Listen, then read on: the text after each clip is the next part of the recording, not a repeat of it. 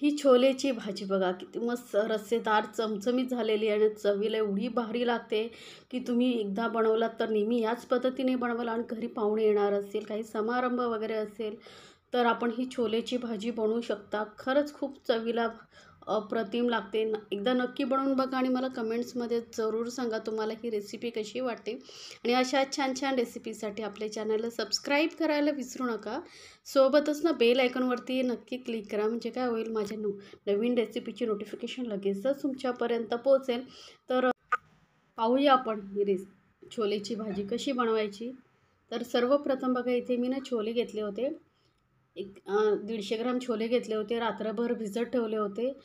छोले जेवढे चांगले भिजतील ना तेवढेच ते शिजतातही लवकर आणि सॉफ्टही होतात. त्यामुळे आता आपण हे चांगले शिजवून घेतल्यानंतर स्वच्छ मी धुवून घेतलेले आहेत. आता हे आपण कुकरमध्ये शिजवून घेणार आहोत. तर कधीही बघा, छोलेची भाजी करायची असेल ना तर डायरेक्ट भाजी बनवायला घ्यायची नाही, ते आधी पहिले शिजवून घ्यायचे.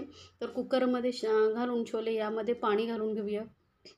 तर छोले व्यवस्थित पूर्णपणे डुबतील एवढे आपल्याला पाणी घालायचं आहे, कारण जसं छोले पाणी शोषून घेतात, त्यामुळे जर पाणी कमी असेल तर व्यवस्थित शिजणार नाही. आता याला आपण 5 ते 6 शिट्ट्या करून घेऊया, म्हणजे छोले जे आहेत व्यवस्थित शिजले जातील. तोपर्यंत आपण चटणी बनवून घेऊया. तर यासाठी लागणारी चटणी बनवण्यासाठी इथे पॅनमध्ये मी आता तेल तापल्यानंतर यामध्ये 2 मध्यम आकाराचे कांदे मी घालते, बारीक उभे चिरून घेतलेले आहेत, ते घालून घेऊया. आणि गॅस मध्यमवरती ठेवून आपण हे कांदा जे आहे चांगलं भाजून घ्यायचं आहे. असं उभं चिरून घेऊ शकता किंवा बारीक चिरूनही घेऊ शकता, जसं तुम्हाला सोपं पडतं तसं. आणि आता कांदा खोबऱ्याचं वाटण तुम्ही महिनाभरही स्टोअर करून ठेवू शकता. त्याची रेसिपी माझ्या चॅनलवरती आहे. 6 लसणाच्या पाकळ्या घातलेल्या आहेत, अर्धा इंच आल्याचे तुकडे मी बारीक चिरून घेतलेले आहेत, तेही घालून आपण यामध्येच कांद्याबरोबर भाजून घेणार आहोत. यामुळे काय होतं, आपल्याला वेगळी आलं लसूण पेस्ट घालायची गरज पडत नाही. कांद्याबरोबर छान असं आहे आलं आणि लसूण व्यवस्थित परतलं गेलं की भाजीला चव खूप छान येते. आता तुमच्याकडे रेडीमेड पेस्ट असेल तर मग तीही तुम्ही वापरू शकता. मग इथे आलं आणि लसूण नाही घातलं तरी चालेल, पण शक्यतो बघा असं ताजं बनवून घातल्यामुळे काय होतं, भाजी चविष्ट खूप छान होते. आता कांदा आपला बघू शकता हलका गुलाबीसर झालेला आहे. अजून थोडा वेळ आपण हा कांदा भाजून घेणार आहोत, एकदम मध्यम गॅसवरती. कांद्याचा बघू शकता कलर हळूहळू चेंज होत येतोय. आता हा इतपत असं लालसर झाल्यानंतर यामध्ये अर्धा कप सुकं खोबरं किसून घेतलेलं आहे. सुकं खोबऱ्यामुळे भाजीला छान चव येते. आता सुकं खोबरं नसेल तर ओलं खोबरं असेल तेही घातलं तरी चालेल. पण काय होतं, जर तुम्हाला हे कांदा खोबऱ्याचं वाटण बनवून फ्रीजमध्ये स्टोअर करून ठेवायचं असेल महिनाभर, तर सुकं खोबरं वापरा. म्हणजे काय होतं, जे वाटण असतं ना ते बनवून जास्त दिवस टिकतं आणि फ्रीजमध्ये तुम्ही महिनाभर स्टोअर करून ठेवू शकता. आणि जेव्हा तुम्हाला ग्रेव्हीदार भाजी बनवायची असेल तेव्हा तुम्ही वापरू शकता. आता गॅस बंद करून हे पूर्णपणे आपण थंड करून घेणार आहोत. रूम टेम्परेचरवरती येईपर्यंत फॅन खाली हे थंड करू शकता. आणि आता हे थंड केल्यानंतर आपण मिक्सर जारमध्ये काढून घेतलेला आहे. आता आपल्या भाजीला अजून टेस्टी बनवण्यासाठी इथे मी एक मध्यम आकारात किंवा मोठ्या आकाराचा टॉमॅटो 1 किंवा 2 तुम्ही घालू शकता, फोडी करून. आणि थोडंसं पाणी घालून एकदम बारीक वाटून घ्यायचं. असं केल्याने काय होतं, भाजीला जी ग्रेव्ही असते ना ती दाटसर होते आणि चवही खूप छान लागते भाजीला. त्यामुळे मी टोमॅटोही यामध्येच वाटून घेतलेला आहे. आता टोमॅटो आपला वाटून झालेला आहे. आता जर तुम्हाला की वाटण स्टोअर करून ठेवायचं असेल तर फक्त तुम्ही कांदा खोबऱ्याचं हे करून स्टोअर करून ठेवू शकता, टोमॅटो घालू नका. जेव्हा तुम्हाला भाजी बनवायची असेल, ताबडतोब वापरायचं असेल तरच तुम्ही टोमॅटो वापरू शकता. आता 2 मोठे चमचे तेल कढईमध्ये गरम झाल्यानंतर एक चमचा जिरं घातलेलं आहे आणि 1 तेजपत्ता नक्की घाला. तेजपत्त्यामुळे भाजीला खरंच खूप छान टेस्ट येते. 1 किंवा 2 तुम्हाला जसे आवडतील तसे घालू शकता. थोडीशी कढीपत्त्याची पानं घालायची आहेत. कढीपत्ता हे बघा मस्त तडकू लागलेला आहे. जिरंही चांगलं चटकलं आहे. त्यानंतर एक मध्यम आकाराचा कांदा मी बारीक चिरून घेतलेला आहे, तो घालून घेऊया. आता कांदा थोडासा लालसर होईपर्यंत आपण परतून घेणार आहोत तेलावरती. आता तुम्ही म्हणाल कांदा खोबऱ्याचं वाटण केलं तरी कांदा का? यामुळे काय होतं, एक आपल्याला भाजी जास्तीत जास्त टेस्टी बनवायची असेल तर ही प्रोसिजर थोडीशी करून बघा. या पद्धतीने तुम्हाला ही खरंच खूप भाजी आवडेल. आता थोडंसं कांदा लालसर झाल्यानंतर, सॉफ्ट झाल्यानंतर यामध्ये जे आपण वाटण बनवून घेतलं होतं ते सर्व घालायचं आहे.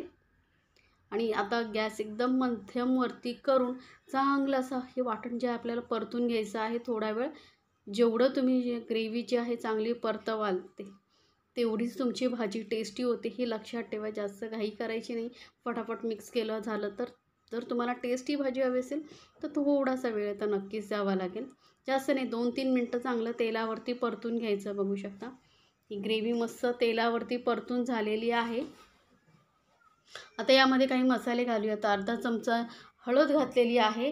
1 चमचा इथे मी लाल मिरची पावडर घालते. जो तुमच्याकडे साठवणीचा मसाला असेल तो तुम्ही वापरू शकता. 1 चमचा काश्मीरी लाल मिरची पावडर घालते. यामुळे काय होतं, भाजीला कलर खूप छान येतो. आणि 1 चमचा मी मोठा चमचा भरून छोले मसाला घालते. छोले मसाला ना भाजीला, आपण छोलेची भाजी बनवतो आहे तर छोले मसाले असेल तर नक्की वापरा. नाही असेल तर मग अर्धा चमचा इथे तुम्ही गरम मसाला पावडर वापरू शकता. तर हे मसालेही चांगले ग्रेव्हीमध्ये आपण मिक्स करून छान असे तेलावरती परतून घेणार आहोत. आता गॅस इथे ना आपल्याला एकदम लोवरती ठेवायचे, लक्षात ठेवा. लो फ्लेमवरती चांगले हे मसाले आपण आता 2 मिनटं शिजवून घेणार आहोत.